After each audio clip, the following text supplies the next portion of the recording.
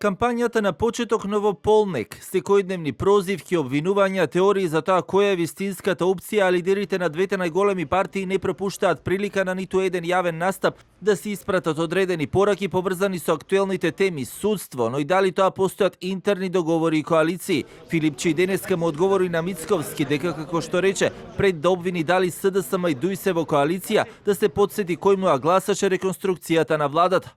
Во однос на обвинувањата за ДУИ, па изминатите години и пол, ако некој соработуваше со ДУИ, тоа беше ВМРО ДПМН во парламентот.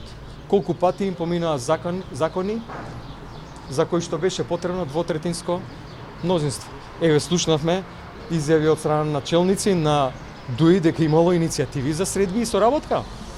Мицковски вчера од митингот на ВМРО ДПМН не пропушти прилика да го праша Филипче дали е во коалиција со Ахмети и во какви односи е, а на своите симпатизери и членови, но и на граѓаните повторно им порача да го направат вистинскиот избор меѓу двете опции што им стојат на располагање. Најсмешен е нивниот председател. Не знам дали можам да го наречам лидер. Македонија е уморна од едни исти политичари кои ја загрозуваат нејзината иднина.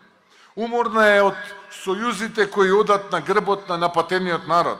Уморна е од интригите на Венко, Али и на Димче. Реториката која користат политичките партии и учесници во локалните избори, уште од првиот ден е во насока на меѓусебни обвинувања, прозивки и одговори на истите, користење на државни и партиски символи за политички пресметки, но и дали овие локални избори се само најава за тоа каква ќе биде финалната битка.